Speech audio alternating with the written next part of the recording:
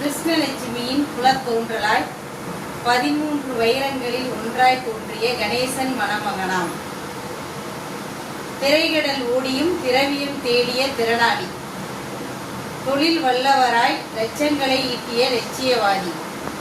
தேடி தேடி சொத்துக்களை குவித்த குலக்கொழுந்து, மனைவி சொல்லே மந்திரம் மற்றவையெல்லாம் தந்திரம் என கொண்டவள் கிழித்த கோட்டை தாண்டாத கோமகன், வடிவேல் ராஜாத்தியின் குல விருட்சமாய் பஞ்ச பாண்டவரில் ஒருவராய் தோன்றிய ஜெயலட்சுமி மணமகளாம்.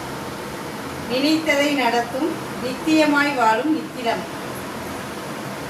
கலையாத கல்வியை கலங்கரை விளக்கென சந்ததியை உயர்த்திய சாதனை மங்கை, கண்ணான கொழுநனை கற்பக தருவாய் மாற்றிய கவினூறு மாதரசி, இல்லறம் எனும் நல்லறம் கண்டு ஈன்ற மழலைகளோ ஐவர்,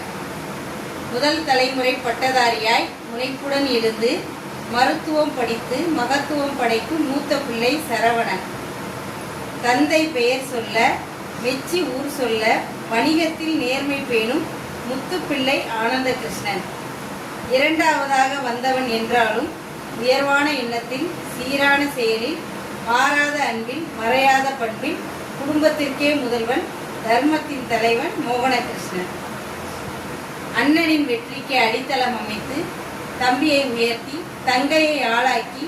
மனைவியை மேம்படுத்தி மகளையும் மருத்துவராக்க போராடும் மாண்பாளன் கோகுலகிருஷ்ணன்,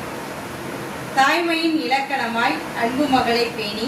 கண்ணான கணவரை கண்ணில் வைத்து காக்கும் மூன்றாவது பிள்ளை சுபாஷினி, கட்டிடக்கலை பயின்று கடல் கடந்து சென்று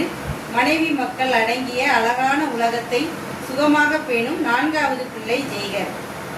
அவசர கால ஊர்தியாய் அன்னைக்கு ஓடி வந்து